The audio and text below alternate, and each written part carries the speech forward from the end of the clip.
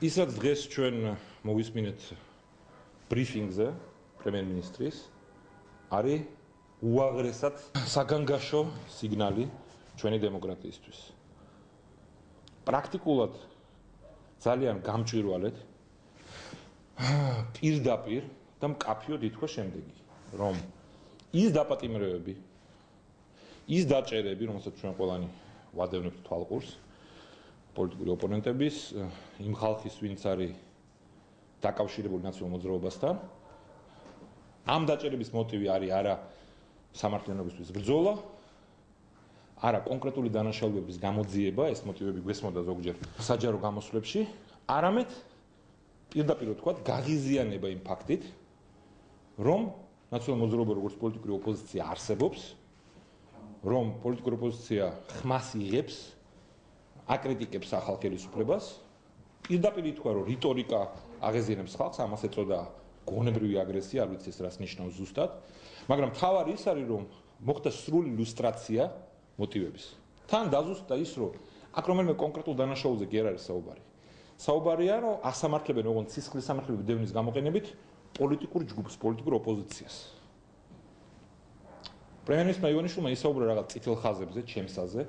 მინდა ძალიან მკაფიოდ განვმარტო პრემიერ-მინისტრს, მის გუნდს, საზოგადოებას. ეს არ არის ვინმეს პერსონალური წითელი ხაზები. ეს არის დემოკრატიის მინიმალური წითელი ხაზები. იგულისხმება ის, რომ როდესაც პოლიტიკური ძალა იგებს არჩევნებს, ამ შემთხვევაში ქართულმა ოცნებამ და მისმა ლიდერმა პრემიერმა ივანიშვილმა მოიგო არჩევნები და მოდის ხელისუფლებაში, მთავრობაში, ამომრჩევლების ნებით, ეს არ ნიშნავს არავითარ შემთხვევაში წაგებული პოლიტიკური ძალის გაქრობას. ეს არ ნიშნავს, რომ დამარცხებული არჩევნებში პოლიტიკური ძალა აღარ აკრიტიკებს ხელისუფლებას ზოგჯერ მწვავედაც კი. ეს არის მინიმალური წითელი ხაზი, რომელიც სამწუხაროდ როგორც ჩანს ამ ეტაპზე საკუთარი პოლიტიკური კარიერისა პრემიერ-მინისტრ ივანიშვილს და მის გუნდს არ ესმით და არ უნდათ მიიღებათ. ეს არის ძალიან სახიფათო, უმძიმესი შეცდომა მათ აქმაში. აქ არ იგულისხმება ის, რომ მათი კრიტიკა ყოფილი ხელისუფლების, ან მათი მომხრეების კრიტიკა, ან შეფასებები ყოფილი მართველი გუნდის მოღვაწეობისა არ შეიძლება მოხდეს, თუნდაც ძალიან მწვავე. ესეც ნორმალური ნაწილია დემოკრატიის. მაგრამ ის რაც დღეს ჩვენ გვესმოდა, იყო პირდაპირი მითითება, რომ სისხლის სამართლებრივი დევნის გამოყენების ერთ-ერთი მიზეზი, მოტივი და გამომწვევი არის მათი გაღიზიანება იმითი, რაც მათ ესმით საკუთარი ოპონენტებისგან. ეს არის კატასტროფული განცხადება, პირდაპირ უნდა ვთქვა.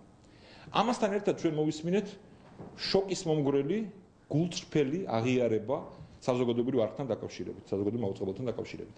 მთელი ის საუბრები იქ რაღაც ფინანსური შემოწმება არის და ამ შემდეგ და უნდა შემოწმდეს, ასევე, ისე როგორც პირველ შემთხვევაში, გაირკვა რომ იყო აბსოლუტურად კალბი, ეს ბევრისთვის ისეთ ნათელი იყო, აქამდეც იყო განცხადებები, რომელიც ამაზე მიუთითებდა, მაგრამ ეხლა ითქვა პირდაპირ, რომ ეს არხი არ მოწონთ, პრემიერ-მინისტრს არ მოწონს და სურს ამ არხის შერწყმა საკუთარ პირად ტელევიზიასთან, მეცხრე არხთან, რომელიც ყველა მითის, რომ იყო მისი პოლიტიკური პარტიული პროპაგანდის ორგანო.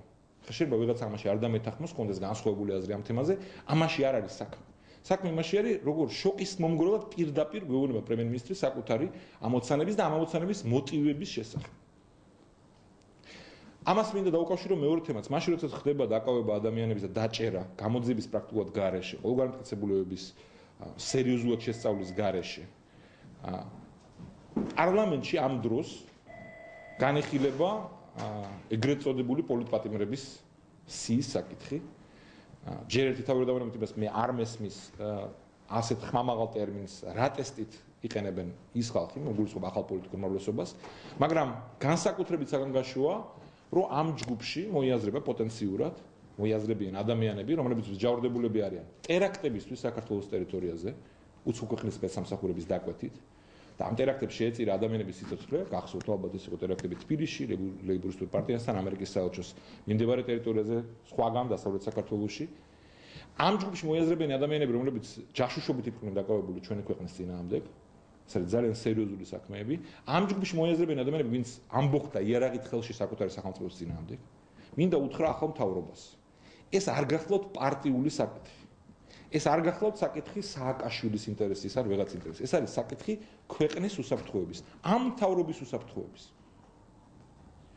ამავე ჯგუფში ასევე მოიაზრებიან ადამიანები, ვინც ჩემი ღრმარწმენით არიან სიძულვილის ერთ-ერთი მთავარი მკაფიო მქადაგებლები ამ ქვეყანაში, უმცირესობების მიმართ და ძალადობის ჩამდენები მათ წინააღმდეგ. მე ვგულისხმობ იმ ჯგუფს, რომელიც შევარდა ტელეკომპანია კავკასიაში, იქ იძალადა, იქამდე იძალადა ილიას უნივერსიტეტის წინააღმდეგ. ეს ხალხი ცნობილი არის თავისი დეკლარირებული სიძულვილით, ყველაფერი იმის მიმართ, რაც არ მოსწონთ ზნეობრივად ჭყალებში და ძალადობით, რომელსაც ისინი მიმართავენ ხოლმე. ჩვენ საზოგადოებაში სამწუხაროდ არიან სხვა ჯგუფებიც, ვინც ასეთივე სიძულვილს აფრქვევს ხშირად.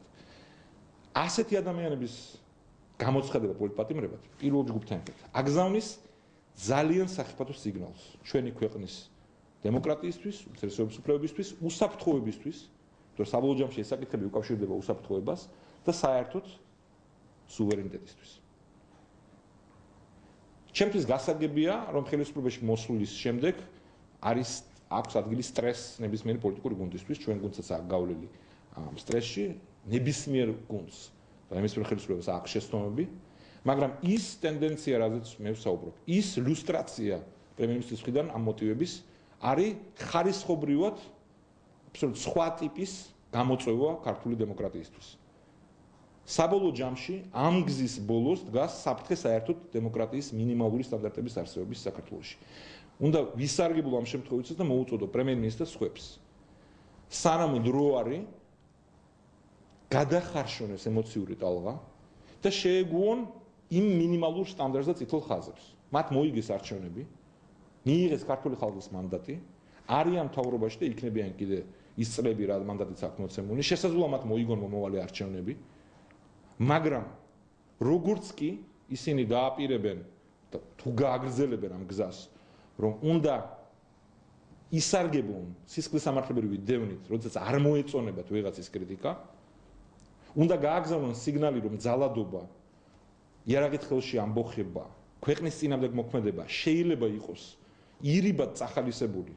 მხოლოდ იმის გამო, რომ ამ ადამიანებისთვის ჯავრის გამოტანა მოხდა მათთვის პოლიტიკურად მიუღებელი ან თუნდაც პოლიტიკურად საძულველი ხელისუფლების პირობებში, ეს გზა ძირს უთხრის ქართულ დემოკრატიას.